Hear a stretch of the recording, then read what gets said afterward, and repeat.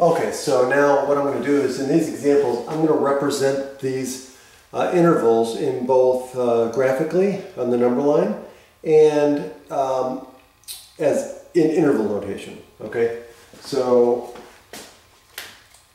let's start by, we'll do our number line. So here we'll go 0,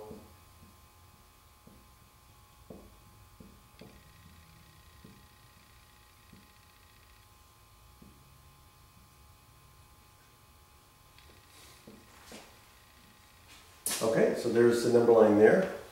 And then we'll do another number line here. So we'll just draw out our number lines here. Should have done this before probably. So we'll do 1.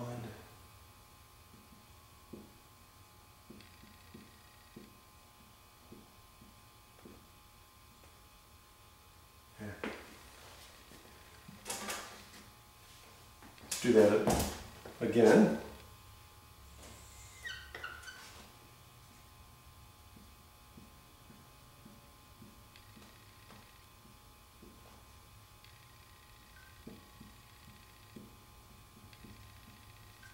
Okay, there's that one. And then we'll do this one.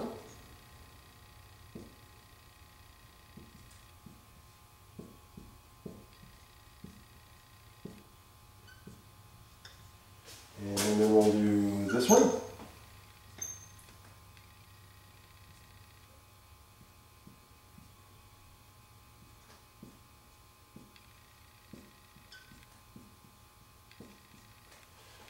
Okay, and then we'll do this one.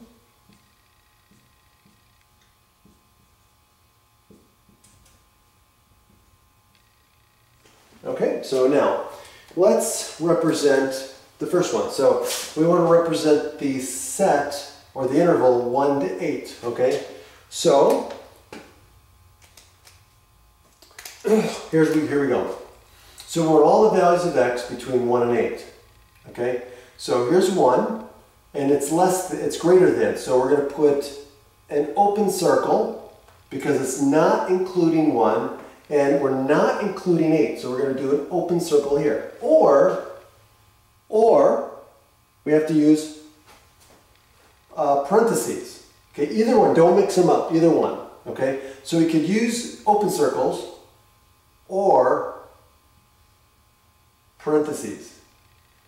Both ways tell us that the endpoints are not included in the interval. Okay? Now, it says x is greater than 1 and less than 8. So that means everything in between here is included. Okay? Now, how would I write this in interval notation? Very easy. Well, I've got the parentheses, right? So it's going to be parenthesis, parenthesis. My endpoints are 1 and 8. And there you go, 1 comma 8. So this tells me that everything in between 1 and 8, but not including 1 and 8. Okay? Now what about this one? Now the only difference between A and B is now I am including the endpoints. So now I would either use a closed circle, right? Or you would use square brackets. And then, of course, everything in between, like so.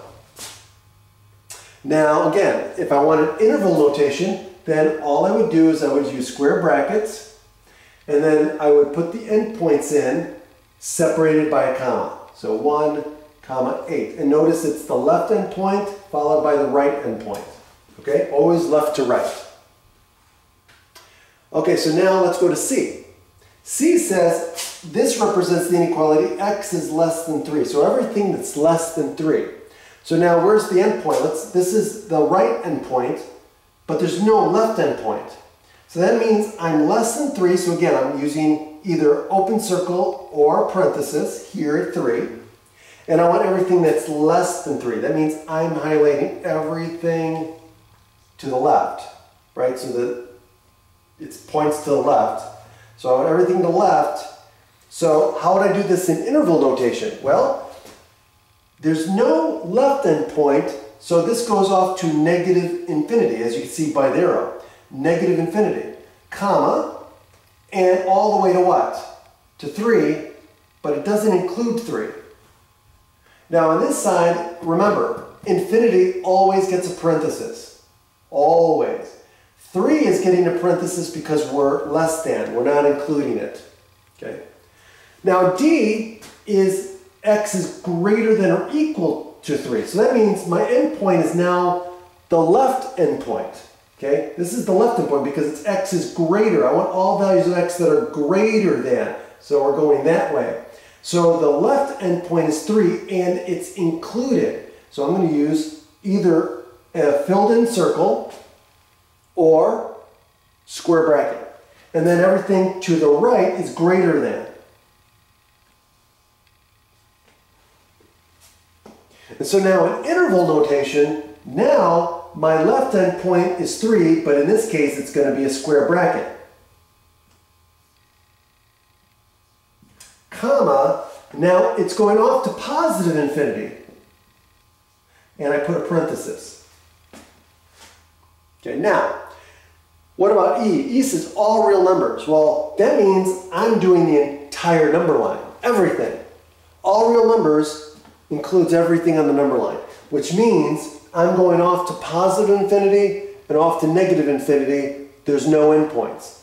So this means that I'm going to, what? I'm just going to highlight the entire number line, and that's it. Now, in interval notation, it would just be negative infinity, comma, positive infinity with parentheses. And that's it. Have a great day.